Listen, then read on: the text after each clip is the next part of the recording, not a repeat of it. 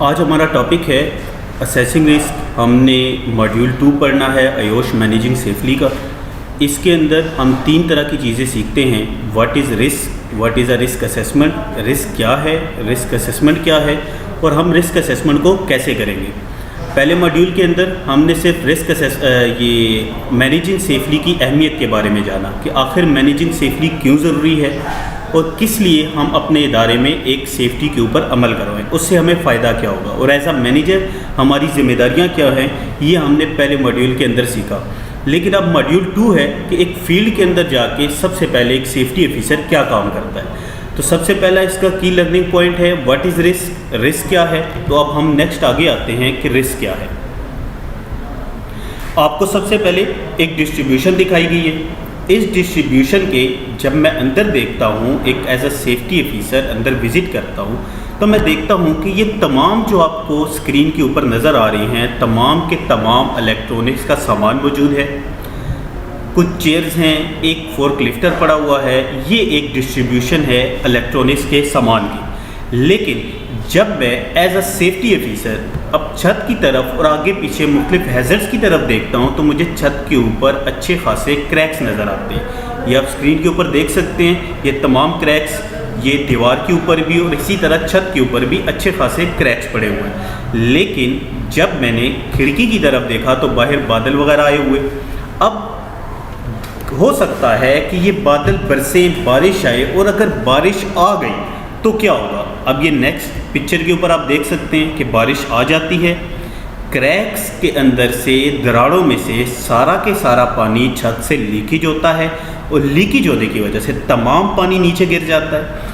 نیچے گرنے کی وجہ سے میرا تمام کے تمام الیکٹرونکس کا سامان تباہ ہو جاتا ہے اور ایک میں بہت بڑے نقصان کا سبب بن جاتا ہے. تو یہ سٹوری سنانے کے بعد آپ کو سمجھ آ گئی ہوگی کہ خطرات کیا ہوتے ہیں. اب وہ آپ کو بتاتا ہے کہ to ensure a safe work environment, ایک سیف ورک انوائرمنٹ کے لیے سب سے پہلے تو آپ کو یہ سمجھنے کی ضرورت ہے کہ رسک کیا ہے. You need to understand the definition of risk. سب سے پہلے آپ کو یہ سمجھنے کی ضرورت ہے رسک کیا ہے. جب تک آپ کو رسک کی سمجھ نہیں آئے گی تب تک آپ رسک کو ریڈیوس، کم یا ختم کیسے کریں گے. ٹھیک ہے، تو رسک کو سمجھنے کے لیے to define risk we first need to take a look at a few basic terms. آپ کو کچھ few basic terms کے بارے میں سمجھنا ہوگا. few basic terms کیا ہیں؟ سب سے پہلے آتے ہیں hazard کی طرف. hazard کا لفظی مطلب ہوتا ہے خطرہ.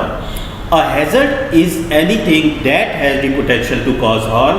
ہر وہ چیز جو سکت رکھتی ہے نقصان پہنچانے کی، اسے کیا کہا جاتا ہے؟ hazard کہا جاتا ہے. کیا کہتے ہیں؟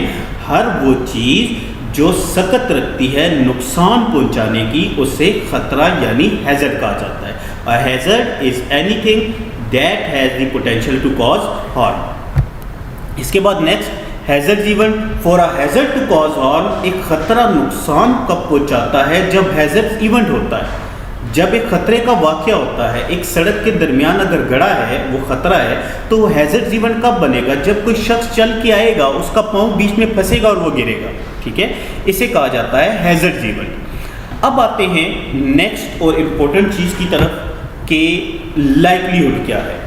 دی likelihood is the chance that the hazard event will occur. Likelihood basically کہا جاتا ہے خدشے یعنی چانس کو.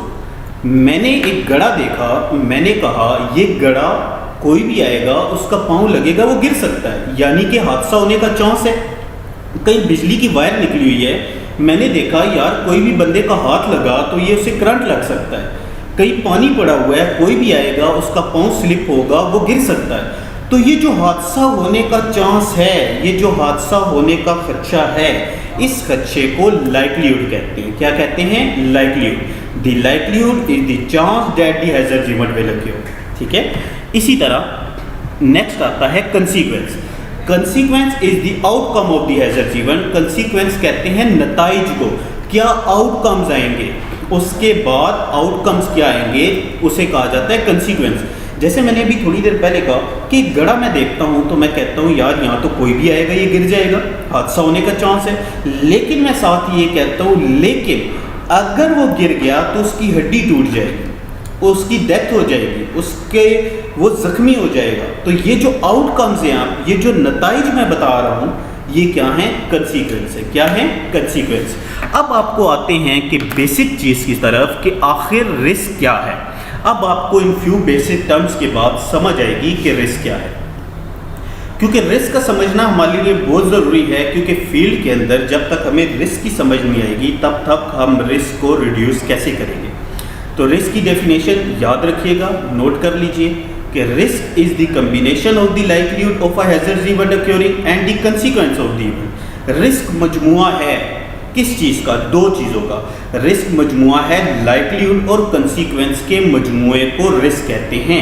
ایک خطرے کا جو واقعہ ہے اس میں جو لائکلیہڈ پیدا ہوتا ہے، جو اس کے بعد کے کنسیکوینس ہے، ان دونوں کے مجموعے کو رسک کہا جاتا ہے۔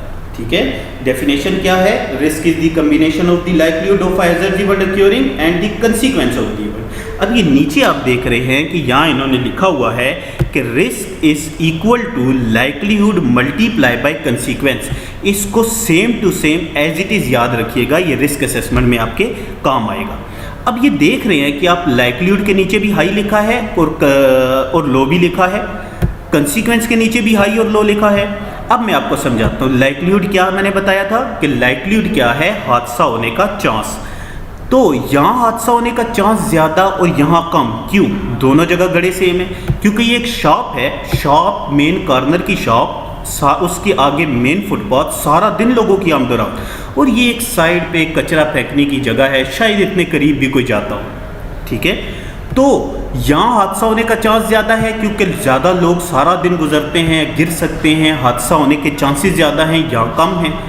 اسی طرح کنسیکوینس یعنی آؤٹ کمز، یہاں ہائی اور یہاں لو۔ اگر اس کے ہاتھ سے جس سامان گر جاتا ہے یا جس ہلکی پھلکی چوٹ آتی ہے تو آؤٹ کمز کیا ہیں؟ لو ہے، اور اگر اس کی ہڈی ٹوٹ جاتی ہے، انجرڈ ہو جاتا ہے، تو نتائج کیا ہیں؟ اس کے آؤٹ کمز کیا ہیں؟ ہائی ہیں۔ ٹھیک ہے، اب آپ کو سمجھ آ گئی ہوگی کہ لائکلیہڈ ہائی اور لو کیسے ہوتا ہے، کنسیکوینس ہائی اور لو کیسے ہوتا ہے، اور رسک کیا ہے، رسک کی بھی آپ کو سمجھ آ گئی۔ اب آپ کو ایک پکچر کے ذریعے سمجھانا چاہ رہا ہے کہ جیسے آپ اس پکچر کے اندر دیکھیے، ایک شخص نیچے پانی گرا کے صفائی کر رہا ہے، پیچھے کینٹین ہے، اور اوپر ٹائم 5 منٹ رہتے ہیں 1 بجنے کو۔ ابھی یہ 1 بجے بریک ہو جائے تو ساتھ ہی لوگوں کی آمد و رفت سٹارٹ ہو جائے گی، آئیں گے، اور اس کے اوپر پاؤں آئے گا تو کیا ہوگا؟ بہت سے لوگ گر سکتے ہیں، یعنی یہ رسک ہے، بالکل ہے۔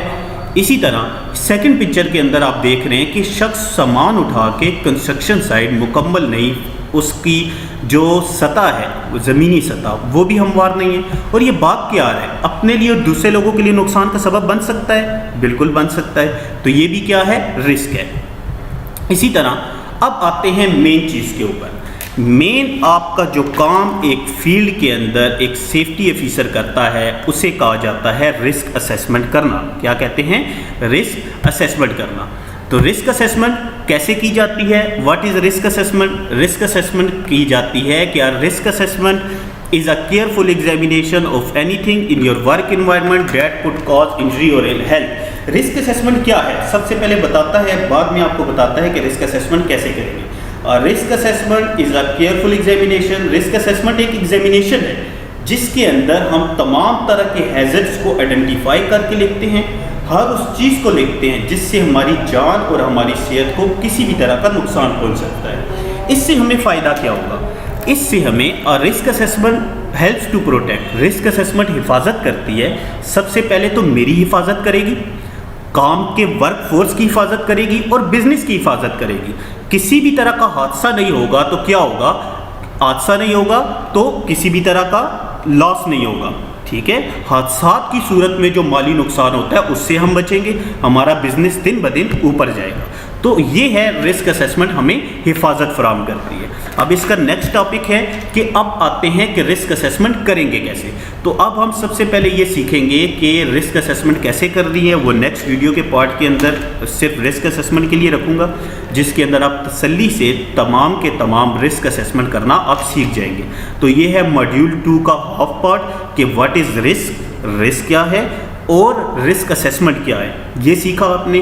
اس چیز کو اپنے پاس نوٹ کر لیجئے گا، اور اگر آپ کو میری یہ ویڈیو پسند آئی، آپ کو میرا سمجھانے کا طریقہ بہتر لگا تو ضرور لائک اور سبسکرائب کیجئے گا۔ Thank you so much.